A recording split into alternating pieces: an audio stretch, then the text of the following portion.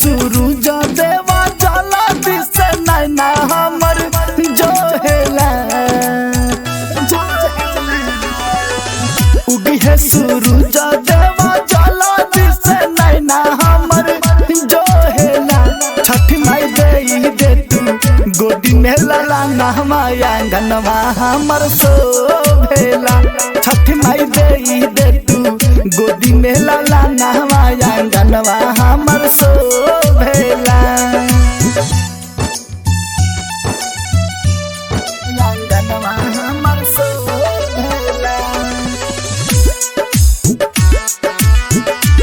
छठ माई दे तू गोदी में लाला गनवा हमर सो भेला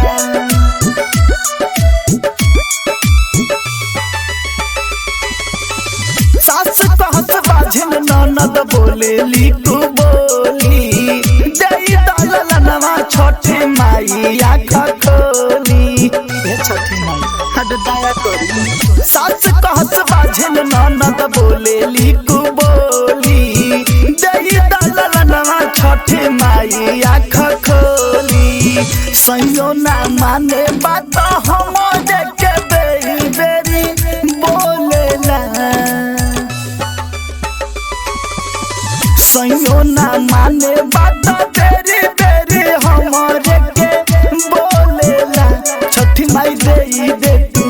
गोदी में लाला नहवाया गनवा हमर सो भेला छठ माई दे तू गोदी में लाला नहवाया गनवा हमर सो भेला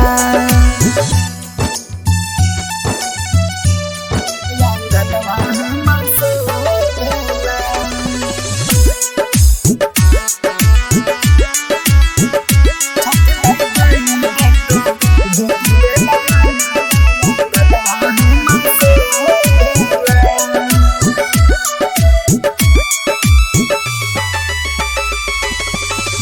भोर दे तू छठी माई गोदिया हमार हो हर साल करब हम बरत तोहार हो भोर दे तू छठी माई गोदिया हमार हो हर साल करब हम बरत तोहार हो एहसाना लाऊ दिना मुनावा से बहुरा